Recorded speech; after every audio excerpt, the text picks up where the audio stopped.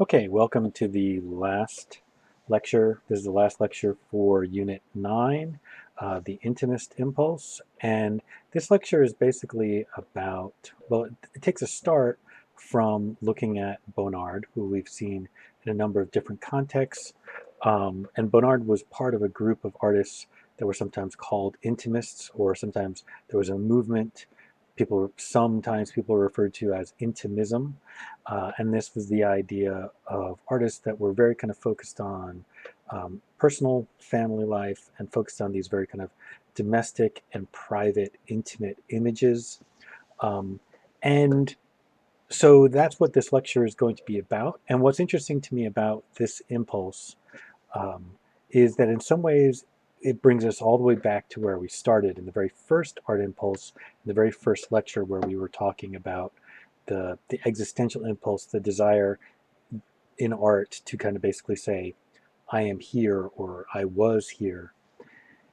And in some ways, I think the intimist impulse is tied to that. But what's also interesting is that how in so much of the history of art, how little actual personal glimpses of domestic life, of family life, how little we see of that. If you think of the vast majority of art that we have looked at, especially all the way up to, let's say, the Baroque, how much of that art is not not glimpses of people's personal life. And that's really interesting to think about when you also compare it to the experiences of our actual lives, where if you think about most of the art that most people make in their regular normal lives, most of that art is snapshots. It's photographs that they take kind of informally, and primarily they're taking photographs of family and friends, documents of their personal life and of their family life.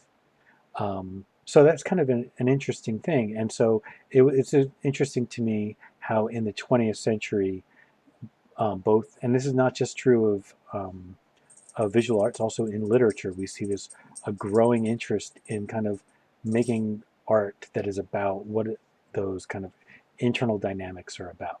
So we're going to return to Bonnard in a little bit, but first we are going to kind of look through some of the art historical stuff that we had reviewed earlier, some of the different periods, and just kind of remind ourselves that, yeah, we have seen some glimpses of this. So um, in fact, in a way, like this image here of Akhenaten and Nefertiti with their children on their lap, one of the things that's so notable about it is that we didn't see anything like this for most of Egyptian art.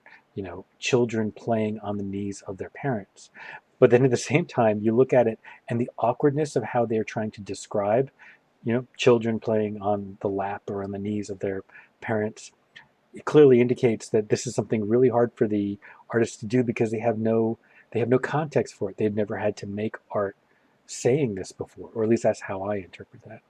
Um, but we've also seen some images, like such as some of the paintings from Pompeii, seem to reveal a kind of an internal world, a domestic world, a private life.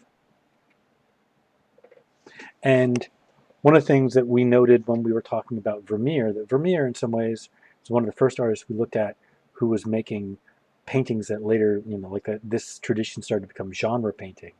But unlike a lot of genre painting where it was very clearly the other, like the person who is of a different class, like the servant class type person, in being represented by it, and that was kind of the point in general of genre painting, was to represent the life of the common person, and that being somewhat distinct from both the person who made the painting and the person who probably bought the painting.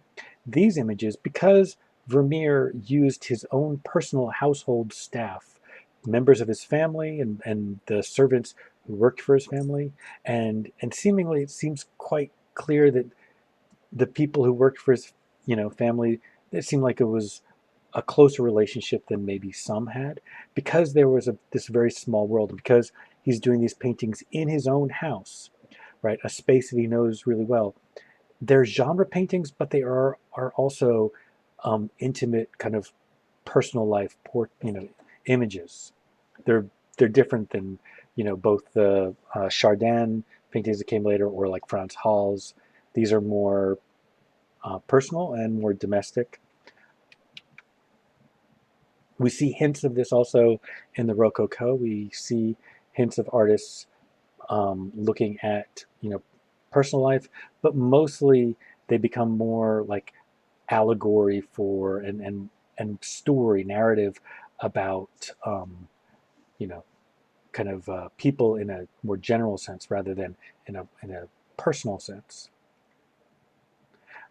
When we get to the 19th century, we start to see a lot more images that are of people looking at the the people in their lives, right? The close friends and families.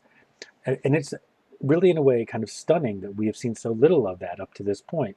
Because after all, like, as a working artist, I know the when you need models, the people who are on hand in general are your friends and your family. The people that are willing to say, "Yeah, I'll sit for you while I'm reading a book, and you can do a portrait," tend to be your wife, your children, your parents.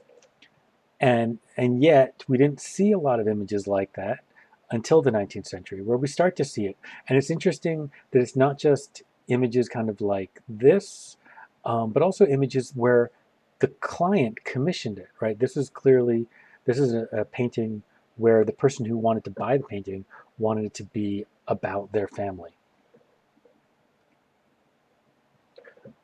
So more and more in the 19th century, like, um, a lot of the impressionist paintings are of kind of family and friends groups out in the countryside, many sort of picnic scenes. So this Berthe Morisot painting is very much part of a tradition, whereas Cassatt is more.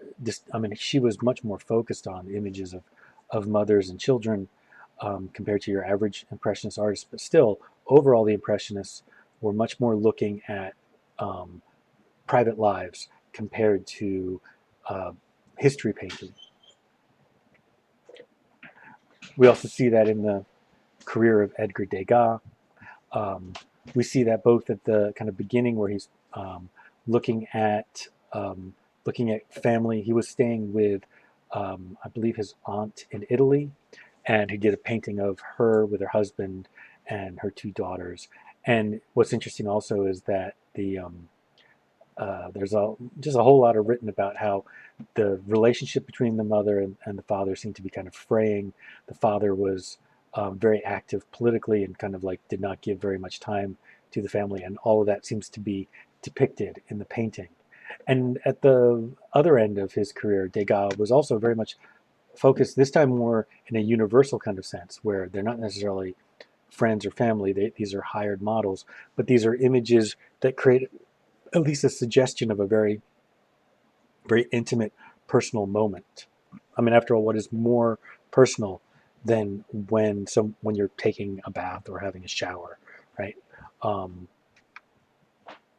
and then so by the time we get to the end of the 19th century and the start of the 20th century, we have this kind of group of artists, very kind of loosely associated, but primarily geared around Edouard Villard and Bonnard, where they are making artwork where they're interested in a lot of things. They're interested in color, in different ways that colors can kind of bleed into each other. A very that is my 1 minute warning. So interested in pattern, but at the same time, one of the things that unified this group was this interest in domestic scenes and scenes of family life, of personal life. Okay, well, in there, I'll get back to you with part